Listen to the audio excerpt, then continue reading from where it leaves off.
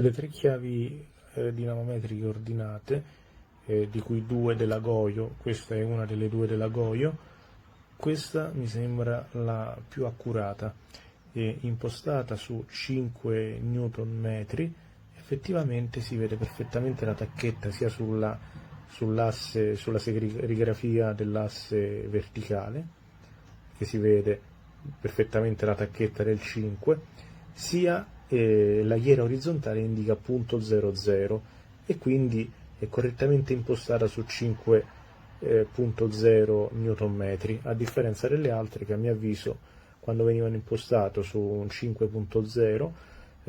rimanevano a mangiare un po' la tacchetta sulla serigrafia, indice che l'impostazione era abbondante e bisognava scendere di uno 0,2 per arrivare